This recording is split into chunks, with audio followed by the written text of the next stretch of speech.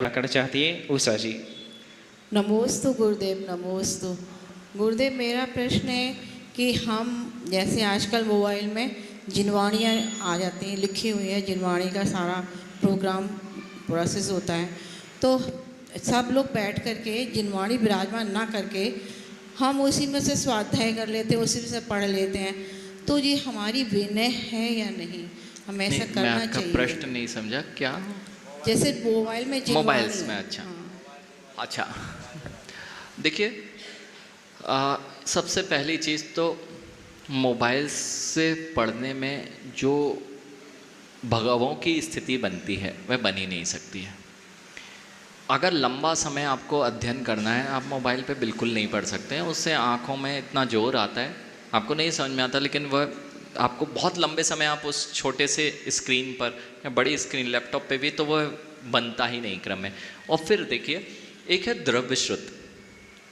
वो द्रव्य श्रुत जब हाथ में होता है तो पहले की स्थितियाँ अगर आप देखते हैं, जब विनय क्या होती थी, आप बैठ गए पैर लटका के, विनय नहीं है।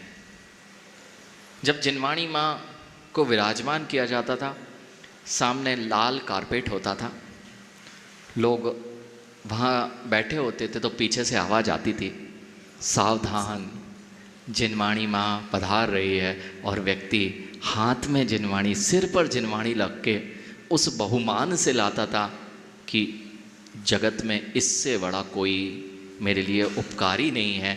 जब इन भावों के साथ में वह जिनवाणी विराजमान करके पूरी सभा उसको धोख देती थी, और फिर बहुत अच्छी गद्दी लगाकर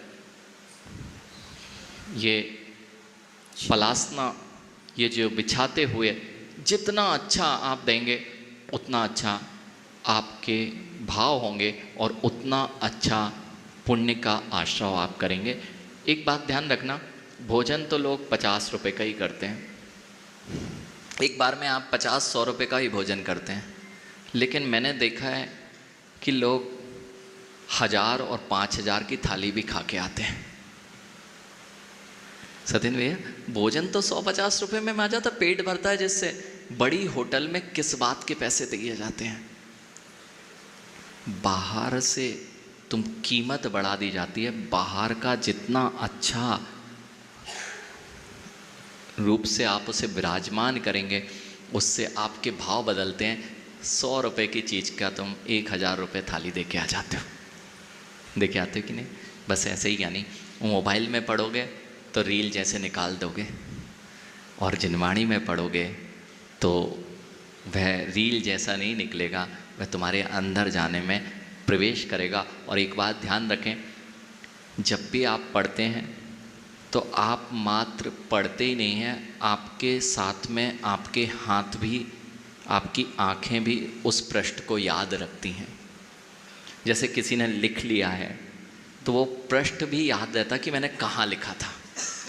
और जब आपने पढ़ा है तो मोबाइल में याद नहीं रहेगा कहाँ पढ़ा है, लेकिन आपने अगर पढ़ा है जिनवाणी से तो वो पृष्ठ पे कहाँ लिखा हुआ है, जब भी आपको देखना होगा ना, तुरंत कि बीच वाले पृष्ठ पर, यहाँ पर देखूँगा, इस कॉर्नर पे वह मिल जाएगा। इसलिए क्षयोपशम भी उस विनय के साथ में बढ़ता है। इसलिए जिनवाणी का अवलंबन लें, और जितना अच्छे से बहुमान से, देखिए बहुमानाचार भी है,